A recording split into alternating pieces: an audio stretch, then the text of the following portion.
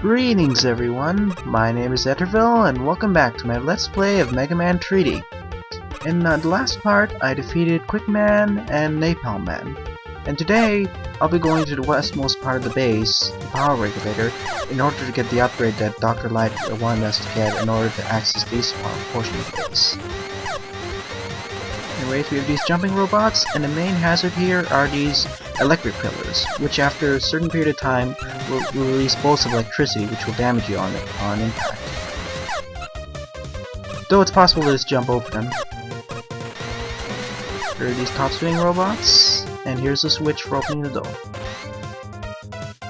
Meanwhile on the other side, there's a life tank.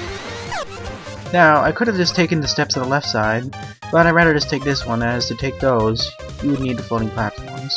And using the quick boost is a much funner way. I'll be using this a lot in this LP as it makes traversing through these rooms much quicker. There's another gauntlet room where you have to destroy all the enemies. Comparing it to the NES era, it feels like these rooms are a lot larger, mainly due to the third dimension, so it makes traversing through them a lot longer to do. There's an E-tank as well. Because of that, it makes dodging enemies as well as projectiles a bit easier, though it makes some of the hazards a lot more dangerous than before. As in some of the NES stages of the game, the rooms felt quite compressed in a way, but here it's quite open, for better or worse. Anyways, before hitting the switch, go to this part of the room and take this E-tank. I do like that this game promotes exploration quite a bit, as you really need to explore these regions carefully in order to find these upgrades, as well as E-tanks and L-tanks. And trust me, you'll need these for the final stage of this game.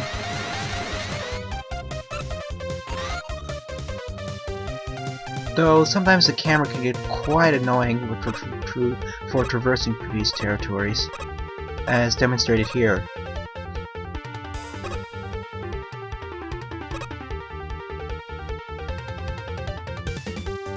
Is one of the last rooms before we reach the boss. It's the tight set of corridors, but there's no upgrades here, so just race through the end. Use a quick boost if you want to skip most of these challenges, as demonstrated right here.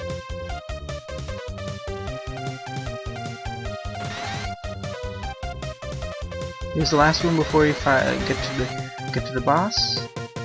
Over here, there's an upgrade in the leftmost portion of this room. I'm sure rather should just say the north side of this room. Over here is a life upgrade. These jumping robots are quite annoying to take care of, especially with all these lightning bolts. Though the armor helps a lot for reducing damage. Like I said in the previous part, I'll be using this for the majority of the rest of the LP, as it's a straight up upgrade to my survivability. Really, as I can just use two special weapons at a time, there's no need to switch. And yes, you can jump up to these platforms, but I wanted to take the upgrade.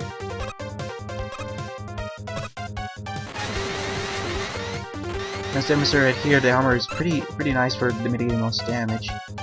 Anyways, heading off to the boss. Here's Crash Man. Yep.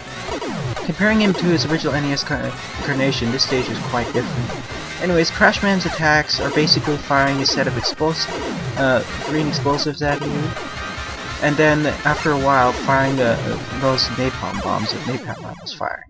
And after a while he would jump, but I pretty much took him out very quickly with the metal blades. So with that we got the missiles, or rather crash bombs, which can destroy certain blocks, like these. Like Dr. Light was telling us, we need these in order to access the east portion of the base. Anyway, switching back to Quick Boost, as it's one of the most useful utility items. So. Anyways, for this part, I'll be going over Heatman's stage.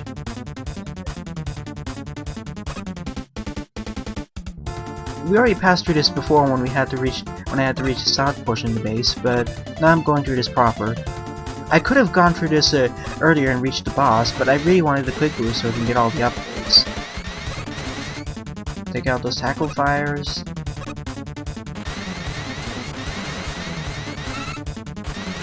Really though, you only need two utility items in order to get all the items in this game. The quick boost and of course the floating platforms, but in order to get the floating platforms, you need the missiles to access these portion of the base. And yes, just like in the original game, this molten lava will kill you. Yep. Take that weapon energy upgrade.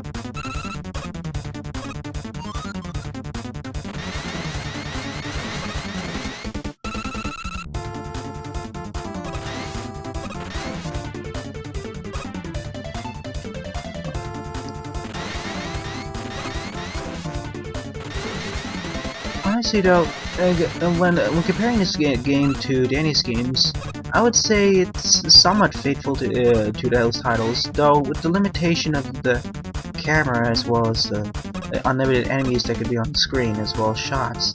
I would say it kind of deviates from the norm, especially with taking into account the weapon and life upgrades taken from the Mega Man X games and so on. In fact, the sequel takes it even further, but we'll get to that when we get to that. Of course, my main complaint with this game would probably be the camera, as well as some of the tile sets being a bit confusing, especially shown here where they kind of mask some of these instant death traps. But trust me, this is not even the hardest stage of the game. Oh boy, we'll be seeing that in the next part. The one that caused so many deaths and whatnot. But personally, the main problem is the camera, but other than that, I would say that if we were to take the 8-bit tile sets and port them directly to 3D, this is roughly how it looked. In fact, as a third-person shooter, that's how I would assume this would have looked in the NES, provided it had stronger hardware, but kept the graphics the same, and all these enemies at once. And of course, comparing it to the normal NES games, Mega Man is pretty much like a tank over here, especially with the armor upgrade. He can take a lot more punishment before falling,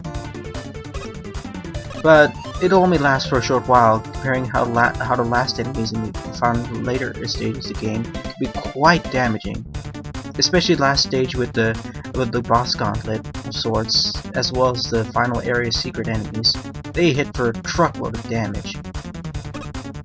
Anyways, we've accessed the second story of this stage, and now we're gonna get all the upgrades that we wouldn't able. Now I could have just jumped over there and jumped from there to there, but I'd rather have just taken this faster route to get the weapon upgrade. The quick boost, I would say, is one of the best weapons to get, or best utility items in this game, and it's kind of an odd decision to have 4 of the special weapons be able to be used infinitely. We already see 2 of them, meaning the multi-shot and the gear shot, but considering they're being used infinitely, they're pretty much a straight upgrade from the Mega Buster in every sort of fashion. Even though the gear shot has some resistances towards certain enemies, the multi-shot doesn't really. It's pretty much the multi-shot's a straight up upgrade to the Mega Buster in that regard. So it's kind of odd, though it makes using them more fun. Also, I'd like to demonstrate one of the few issues of this game with the camera and odd tile sets. Case in point here. I couldn't have seen that very well because of the similar tile sets, so I pretty much fell right through there. This happens so many times in the test recordings. I just wanted to demonstrate it for viewers. This is mostly a problem here, and to a lesser extent in certain other areas. So yeah, I can really get you killed. So to avoid this, I would suggest swiveling the camera around just to make sure.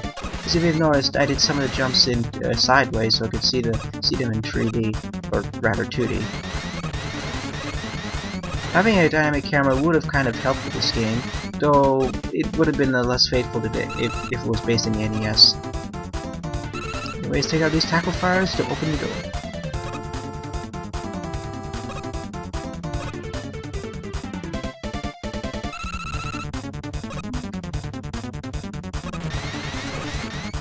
And for the music remix of this stage, I would say it's relatively... I didn't really like the original Heatman theme in the NES, so I'm kind of neutral to it, and the villain. Anyways, here's Heatman. He attacks with he has 2 strategies mainly. He can either fire bursts of flames all around him, or he can fire a flamethrower around you. For the burst of flames, when he does so, just jump over it. And when he does the A flamethrower just strafe around him in the opposite direction. After a while, he'll jump towards your location, though unlike the previous bosses, he won't cause an explosion. Just keep away from him and don't jump into the lava, and you should be fine. Note that I was trying to use the missiles at him, but it isn't really as effective as just using your gear shot. And we got the flame shot, or as I'll show right here, it's more like a flamethrower. Hold down for a short, powerful flamethrower. Of course, the only problem for that is that it creates a very annoying sound, which kind of drowns out the music. And as kind of evidence here, the bosses seem to have invincibility times reminiscent of the Mega Man 2 or Mega Man 3, which is fitting as most bosses come from this era. Barring one or two at least. Anyways, let's finally go to Flashman's stage. I passed through this several times already, especially for life grinding. But now, let's go through it proper. I didn't want to go through this earlier because of the slippery floor being quite an annoyance, especially with the hit detection being a bit funky at times. I really wanted to get the quick boost first, especially for the second half portion of the stage.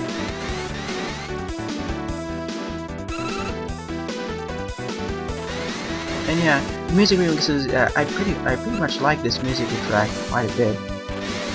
It seems quite faithful, though I would say that I wish it was a bit more upbeat. Anyways, taking this door instead will lead us to the second part of the stage, where we get the main hazard, the slippery floor combined with bottomless pits.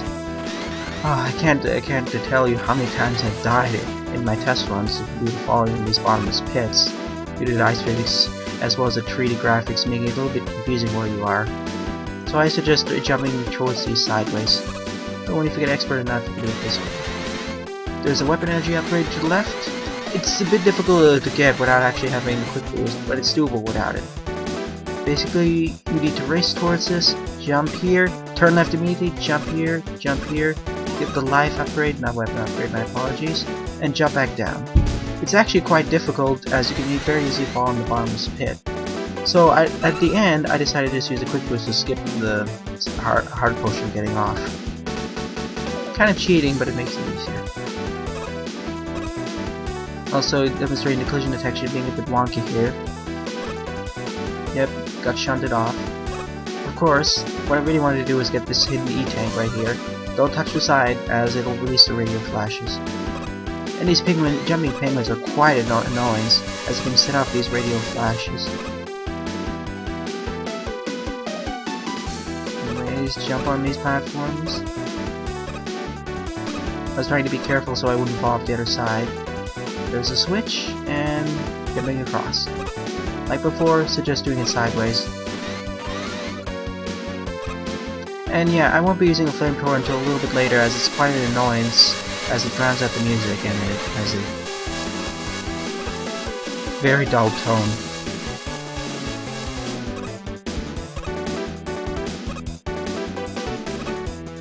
Really, after taking on the pretty much Metal Man and Quick Man, you can pretty much go to any other Roller Master after this, as any other is a good pick. Well, you need to defeat Crash Man if you want to get a beast portion of the base. Anyways, here's a demonstration of the flame shot against these penguins, as I didn't want to set up these charges. Still quite annoying, but it still takes them out very fast. Though the only problem with the flame shot is that you need to be quite close range in order to use it. No, it's a nice upgrade to the Mega Buster in terms of short range capability. Really, the multi-shot was an upgrade to the Mega Buster's multiple shot capability, whereas the gear shot was an upgrade to its straight up power.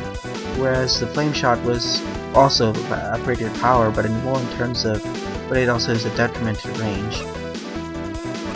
Anyways, to get this upgrade, you need to take the side route. Be wary about these tellies, though unlike the NES era, it seems like none of these enemies do any knockback at all. There's zero knockback, so you don't need to worry at all about getting knocked in these pits. Really, you need to worry about taking too much damage. But with the armor, as well as Mega Man being more of a tank in this game, and all these life upgrades, you really don't need to worry about losing all your health and dying. Here, instead of just going back all the way, I decided to use the quick boost to get back. Though it's kind of tricky, as I almost fell off the side there. Anyways, racing across there, actually I was able to skip right over this one block pit because it was going so fast. Anyways, time to fight off Flashman. Flashman fights. His main strategy is firing a string of 3 bullets at you, and then after a short while, if he's cooperative this time, he will do a radio flash. And after a while, he'll teleport. And he seems to be content with just firing a string of 3 shots each time. There's his radio flash. To avoid it, just pretty much jump over it.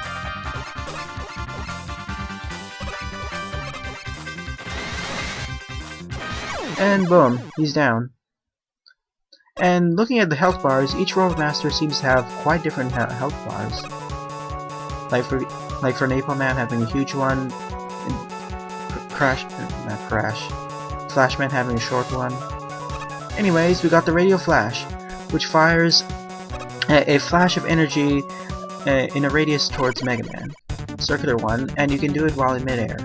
Though I won't be using it as much as it's quite short range, like a flamethrower, so not really useful. Anyways, thanks for watching, viewers. See you next time where I fight off the final 3 Roadmasters. This is Etterville signing off. Doodles!